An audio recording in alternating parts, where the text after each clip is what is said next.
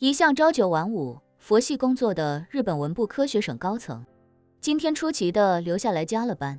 他们在全封闭会议室内，激烈地讨论着破冰船一瞬即逝的夜卫信号。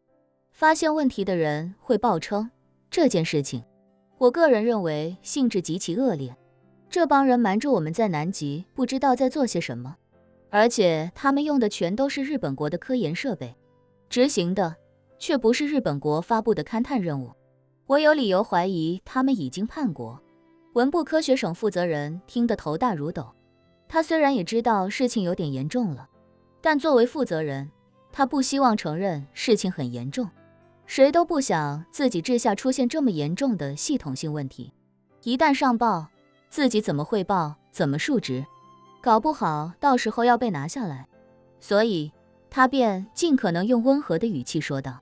渡边先生，不要太激动，现在我们没有什么其他证据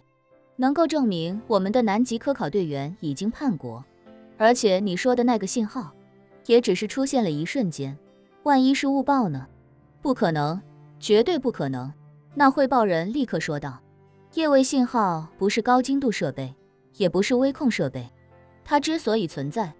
就是为了给所有电子系统做一个备份冗余，所以它能出现那个高度数据，就证明浮漂一定到过那个高度，除非有人跳进去抱着浮漂，顿时间内急速下沉又瞬间放手，否则绝不可能出现这种数据波动。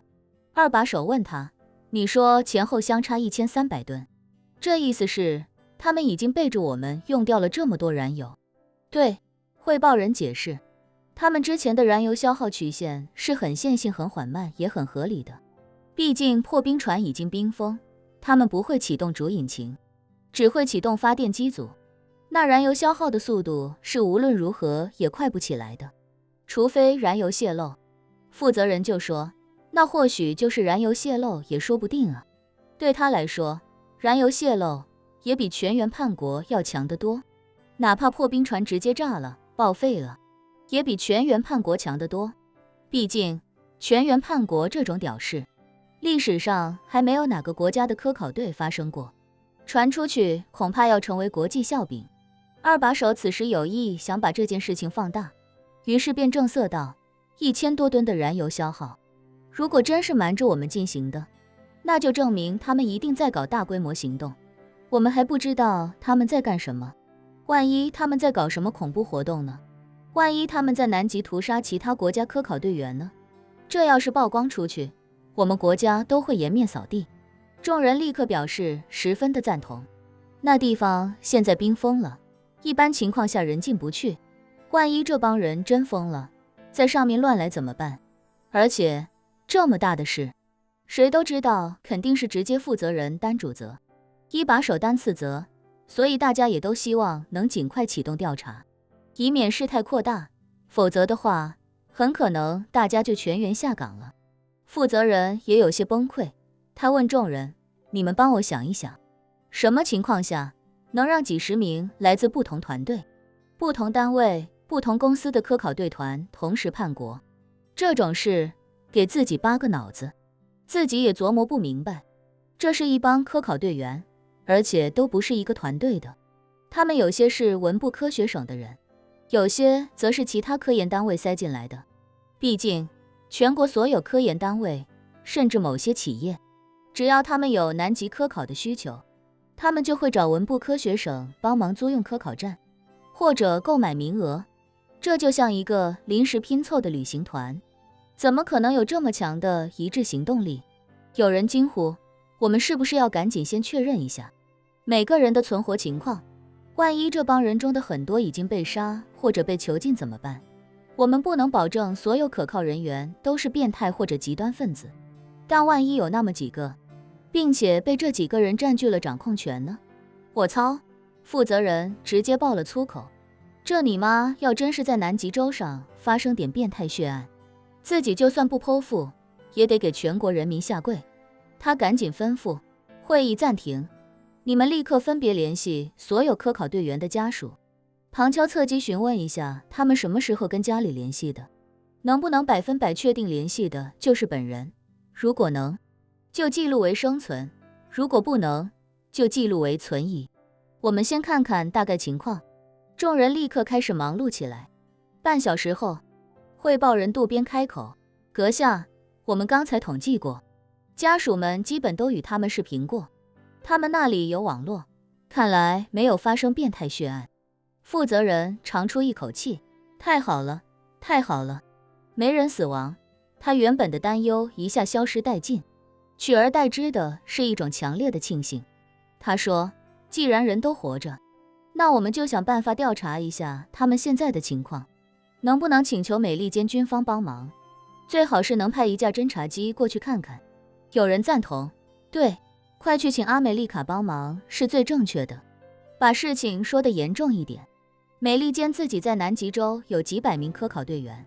他们一定会非常重视这种情况，会帮我们查个水落石出。负责人点点头，既然如此，就把情况向防卫省通报一下，请求防卫省联系美利坚进行支援。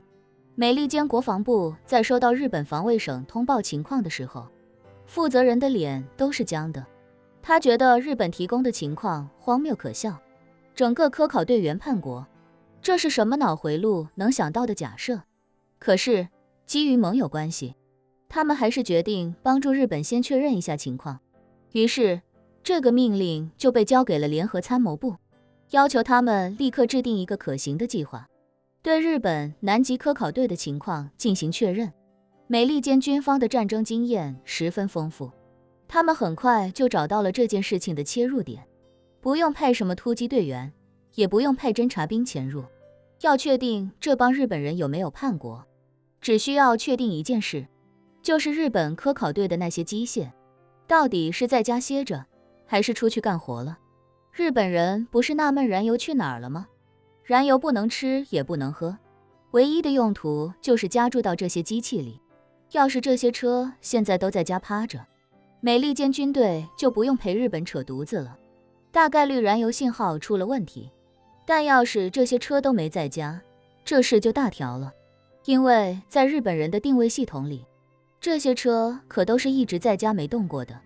于是一架军用高空侦察机立刻从南美洲的基地起飞，前往南极。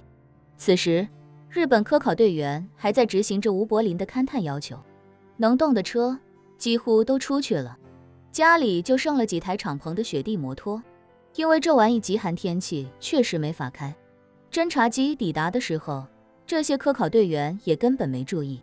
因为飞机的引擎声几乎都被他们的机械设备声音盖过了。那雷达高功率运转，柴油机为了能提供充足的动力和电力，几乎都在全油门运转，谁也没留意，几乎不会有飞机飞过的南极寒冬，竟然有一架侦察机从南极上空高速掠过。飞机的热成像系统在冰冷的南极大陆上清晰地捕捉到了很多个异常热源，那些全都是日本人疯狂运转的机械设备。很快，当飞机捕捉到的图像同步到美利坚联合参谋部的时候，负责此次行动的指挥官脑子嗡的一下，他指着大屏幕上的各种照片，质问这帮日本科考队员到底在干什么。他们几乎把能出动的车辆全出动了。一名手下脱口道，这个性质太恶劣了，而且他们兵分多路，一看就是在执行探测任务。指挥官立刻说，立刻上报五角大楼。